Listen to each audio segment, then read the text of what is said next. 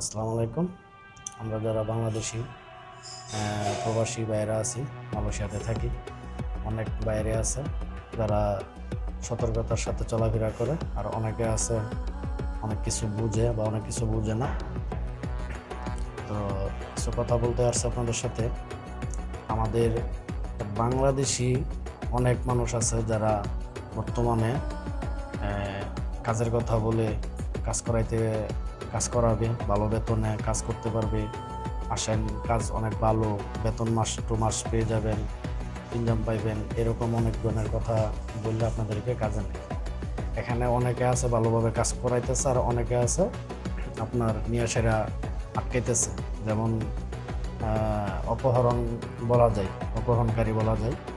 অনেকেই যারা একটু সহজ সরল মানুষ আছে তাদেরকে আটকে তারপর তাদের ফ্যামিলির কাছে ফোন করে টাকা পয়সা আদায় করে। এরকম অনেক ঘটনা ঘটে গেছে মালয়েশিয়াতে, বর্তমানে ঘটতেছে। তো আপনারা যারা কাজে যাবেন ভালোভাবে যাচাই বাছাই করে তারপর কাজে যাবেন। এখন বাঙালির কাছে যান বা অন্য কোনো দেশের লোকের সাথে কাজ করেন, যে জায়গায় কাজে যাবেন সবাই ভালোভাবে জেনে শুনে তারপর কাজে যাবেন। এখন হুট করে একজনে বললো যে বেতন ভালো দিবে, 10 টাকা 12 টাকা 15 টাকা ঘন্টা দিবে, কাজ ভালো, বেতন ভালো, বস ভালো, আইসা পড়েন। হুট করে দৌড় মাইরেন না।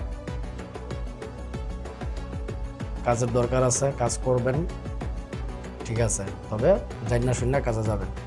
কারণ হুট করে একটা ডিসিশন নিয়ে নেবেন, হুট করে চলে যাবেন, তখন যে কোনো মুহূর্তে বিপদে পড়তে পারেন। কারণ এখন বর্তমানে প্রচুর অপহরণকারী মালয়েশিয়াতে আছে।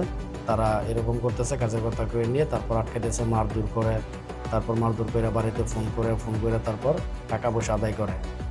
তো আপনারা সবাই সাবধানে থাকবেন, আর যে জায়গায় কাজে যাবেন ভালোভাবে যাই না শুনে তারপর কাজে যাবেন। তো সবাই ভালো থাকবেন। আল্লাহ হাফেজ।